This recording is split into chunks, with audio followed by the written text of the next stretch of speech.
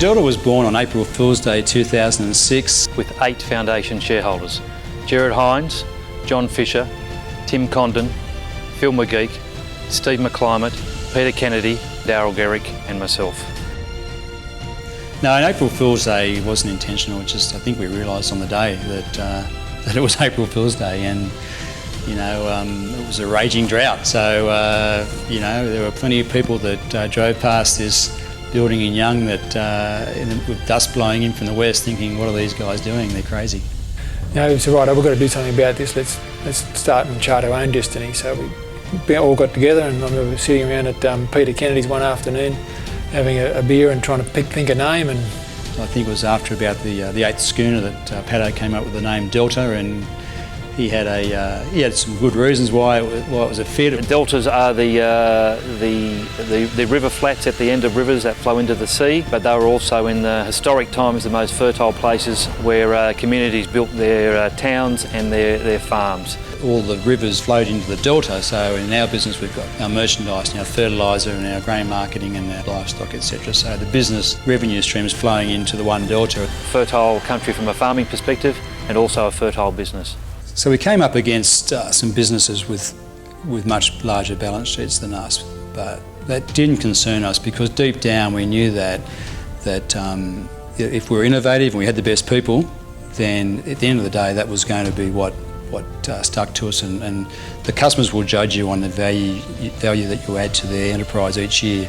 Delta from day one's always had an approach of one in, all in. So whilst we all do our main day-to-day job role, there's never been any demarcation as to it's all about the client. Now, we don't want to get out there and make a quick buck today on a recommendation in a paddock that can solve this problem here today. We're interested in the big picture. We want to hold a relationship over the long term.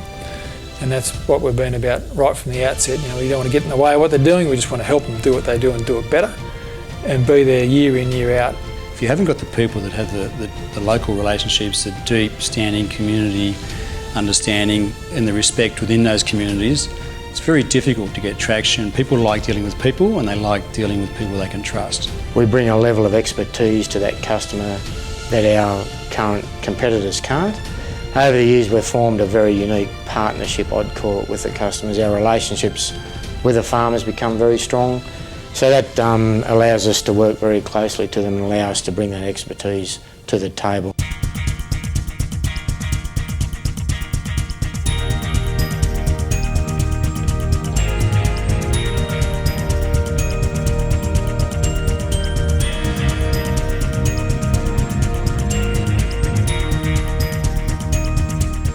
We've never had a growth plan. We don't sit around looking at a map and think, well, we must be here, we must be there. It's all based on what we call logical and incremental growth. Our success is on the back of the success of our clients. We're here to ensure our clients are successful and are profitable. And if that's the case and we help them to get there, then the future for Delta is pretty bright. We can't rest on our laurels though. I mean, we need to be innovative, we need to be relevant to the farmers, we need to take them value propositions, and that we do, and therefore we should continue to grow and prosper. Look, we enjoy having Delta Ag as our partner in farming because of the professionalism they bring to our business. I think that's sort of it's quite infectious, and I think that's one reason. The other reason is obviously the very excellent service that Delta give us.